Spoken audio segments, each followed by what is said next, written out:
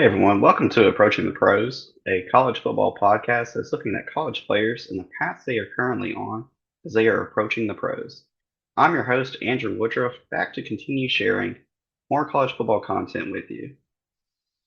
This video or this podcast, if you're listening to it, is part of the Filmalytics group, which focuses on film and analytics to see the full picture of fantasy football.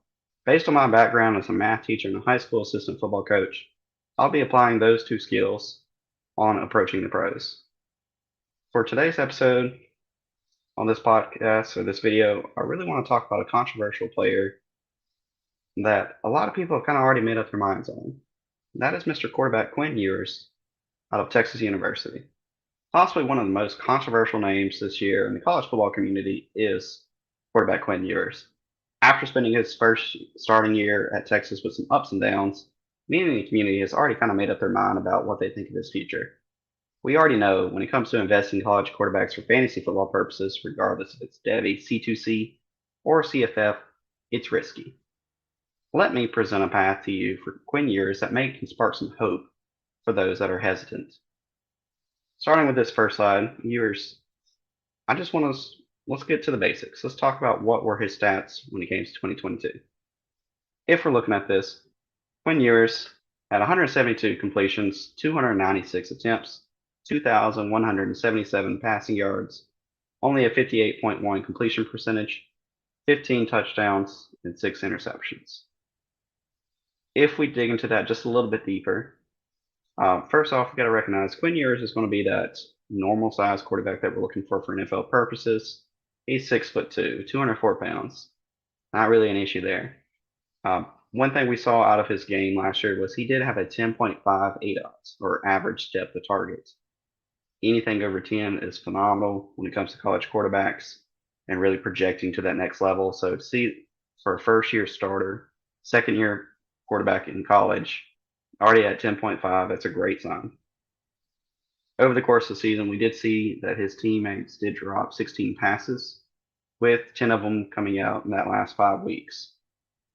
If you look at the adjusted completion percentage for Quinn Ewers, it was at 67.5%. So again, if you kind of take into consideration those 16 drops, it does make a difference. And if you want to look at Ewers' PFF grade for passing, at 70.9 was still better than DrewLar, Cade Klubnik, and Connor Weigman, which were three of his peers that were originally in his recruiting class before he reclassified. So let's kind of take another step into it. Let's talk about, well, how do those stats compare? So some of the accolades that Quinn Ewers had after his first year starting in Texas. Among freshman quarterbacks at Texas, his season passing yards would have ranked fifth. It ranks 22nd in team history as well.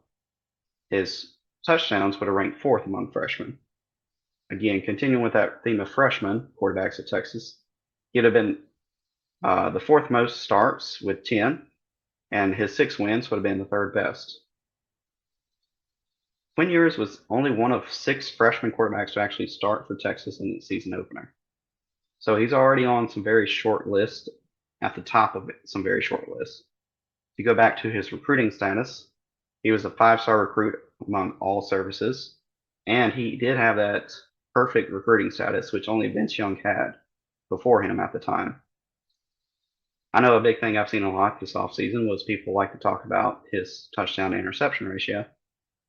Another accolade for Quinn Ewers was he ended the season with 116 consecutive passes without an interception, which is best for the 8th longest in team history. So really, I keep going back to that idea of quarterbacks enrolling early. And so this next slide that I have set up for us is I just want to talk about these quarterbacks that do come in early. We can start with this year. We've got Arch Manning, Dante Moore, Malachi Nelson, Nico, Jackson, Arnold. We can go back to his last class, the class that you were supposed to be in. Drew Lar, Cade Klubnik, Connor Weigman, Ty Simpson, Devin Brown. The class that Ewers ended up going into, Caleb Williams, Drake May, J.J. McCarthy, Kyle McCord, Jackson Dart. I mean, there's a bunch of guys that go into the college scene early. I mean, heck, we can even say Bryce Young, DJU. I mean, CJ Stroud. These are all guys that that's what they do. It's a common practice nowadays. So Ewers was supposed to be part of that 2022 freshman class and probably follow suit, enrolling early in the spring of 2022, like all his age peers. All those quarterbacks played their senior year of high school football and then decided to make that move in the spring. So they all decided in January, now we will enroll. We've got our senior year of football out of the way. The only difference was the fact that Ewers was ranked above all of them and able to monetize his value by enrolling early. In case you have forgotten the timeline, Ewers enrolled at the end of July, kind of the start of August. That gave him roughly 4.5 months of college life ahead of all the guys in his 2022 class. Not only was the money an option, but at the time, the team that he enrolled with at Ohio State had just lost Fields to the draft.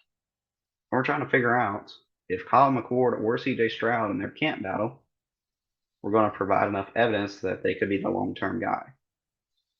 I know, so I remember watching this all, a lot of the media even said that Ewers may be pushing for the job, even though he arrived roughly 1 month before college football started. Now, again, we know hindsight 2020, thankfully, Stroud was the answer to the team. Let Ewers adapt to college life and just learn behind the scenes. Yeah, kid's supposed to be a high school senior. It makes sense. Let's let him get some reps behind the scenes. Hopefully, again, we don't know what's going on, but he's not getting that key factor I think a lot of quarterbacks need, and that's playing time. So while he's adapting, we don't know if he's really getting any playing time in practices, while his peers were still at least getting the high school senior year starting quarterback treatment. They got all the reps. At the end of 2021, when that season was really over, it was clear that the job was going to remain with Stroud. Ewers knew that, so he took his opportunity and his money, and he went back to his original commitment of Texas, where he had a shot at fighting for the starting job with Hudson Card. It's what every quarterback really wants, is a chance to fight for that starting job.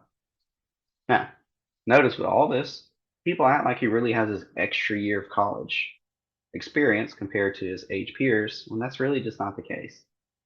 As the graphic shows, quarterbacks do enroll early all the time, with several of the top names listed for us to see. Ewers did not really have this massive head start from the other 2022 freshmen. What he did do was he took that 4.5 months of college experience and he went and learned a new playbook and was actually able to win the starting job at the beginning of the following season in 2022, unlike his peers. This put him in position as a first-year starter for Coach Sark.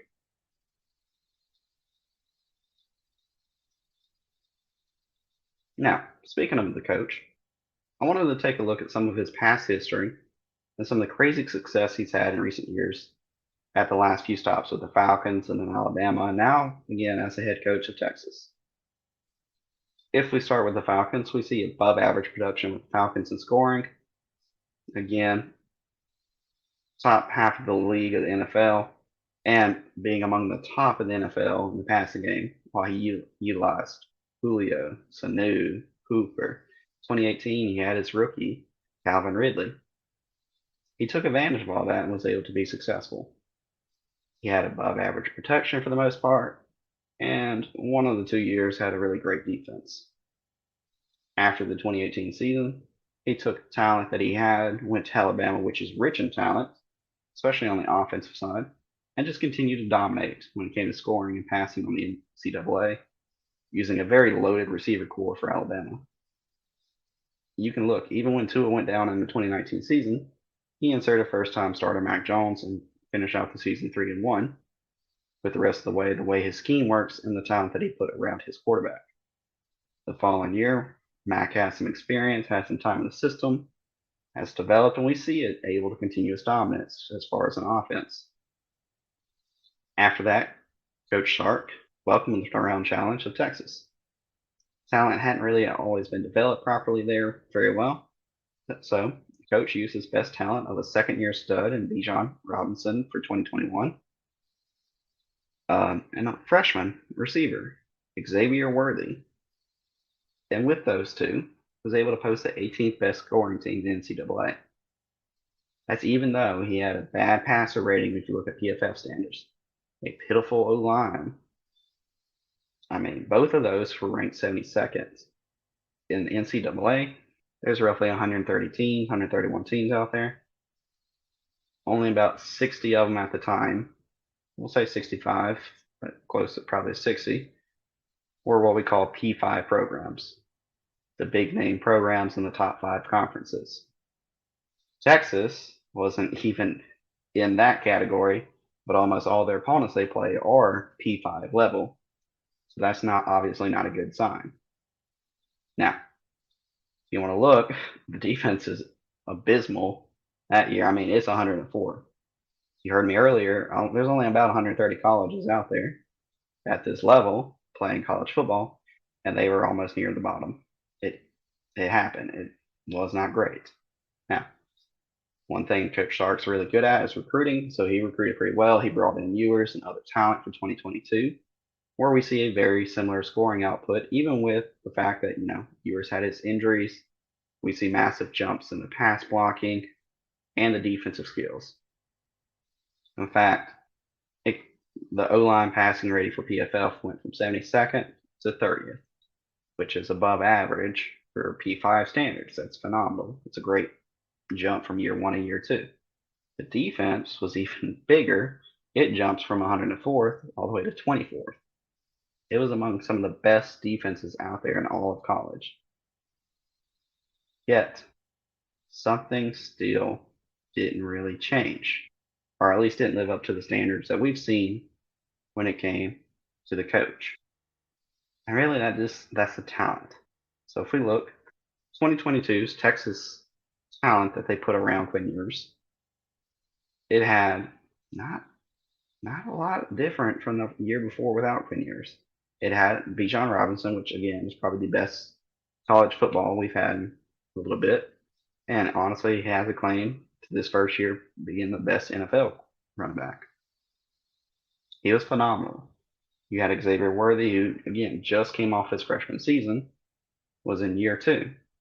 You had Jordan Whittington, who was a much well-known, experienced vet experience, but I don't want to throw anything wrong with him, but he's a fine college receiver, but not someone that we're going to expect to take that next jump to the NFL and be a superstar.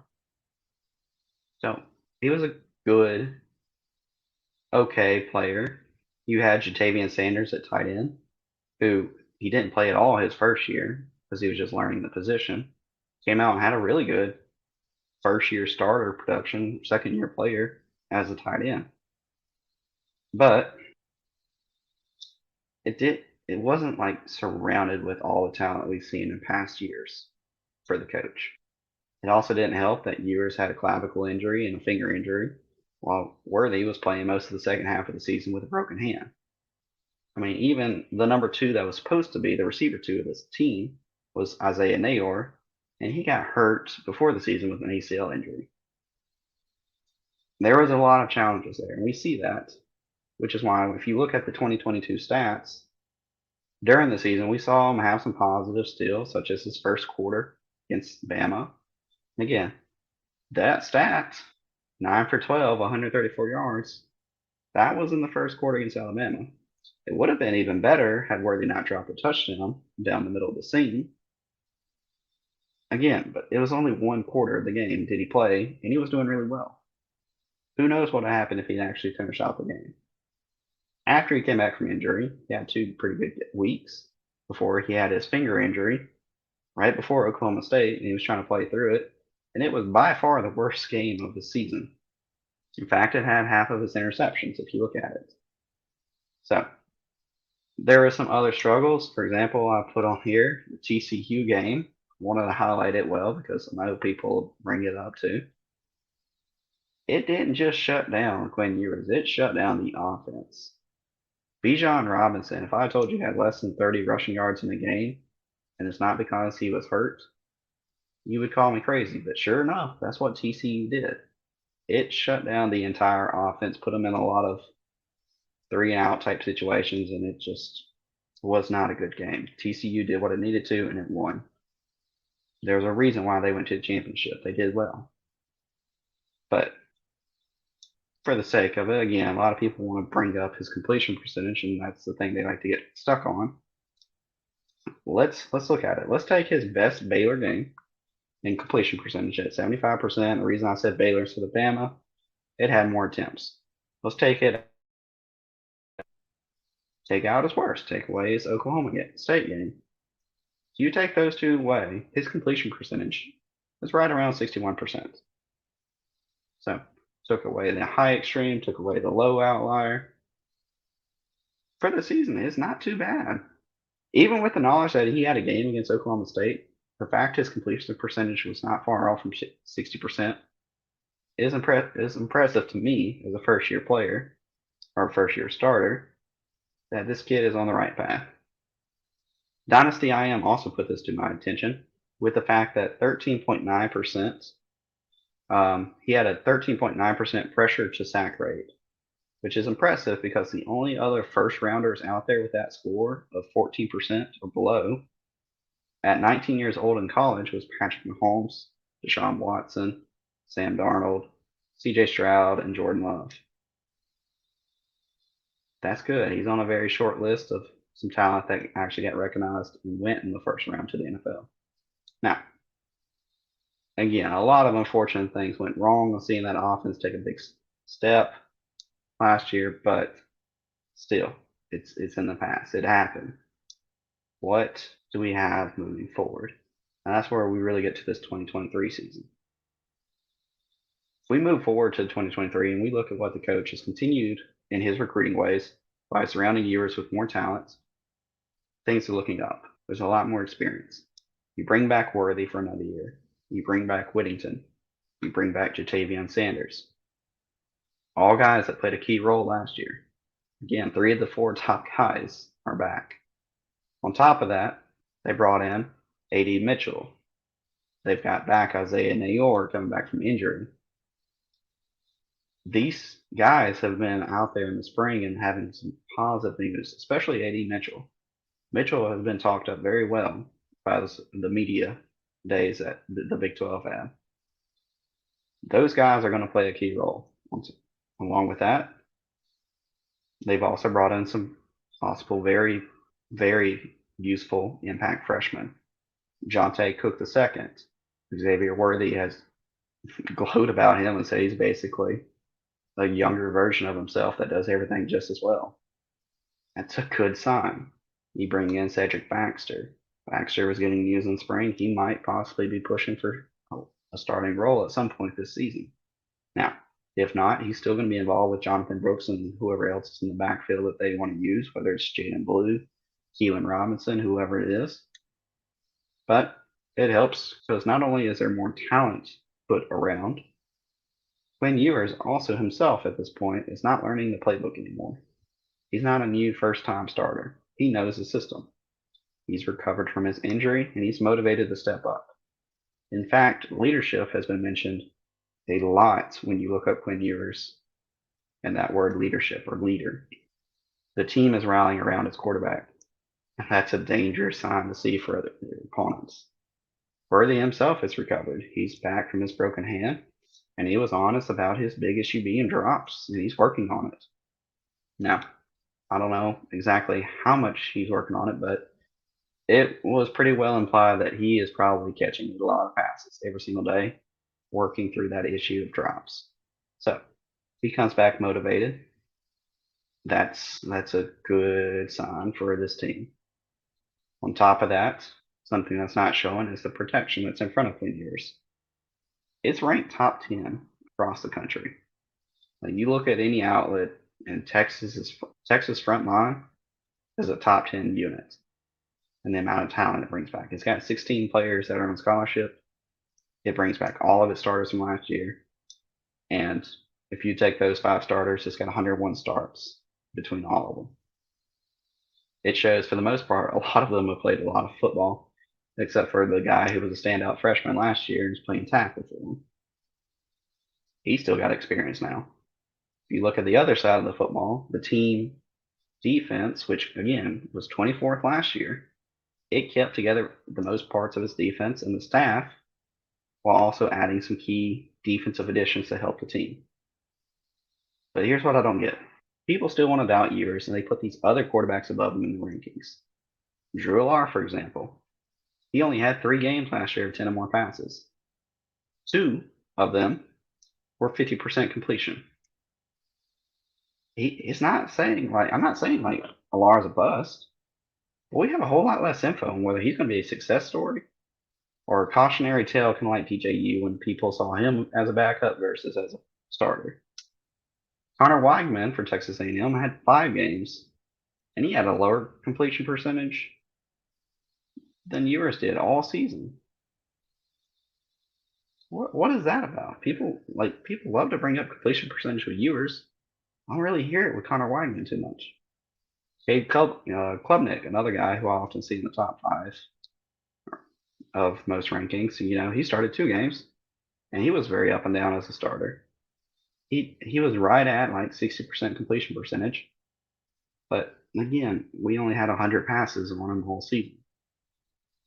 So all these young guys, they were right around somewhere between 55 and 60% completion percentage.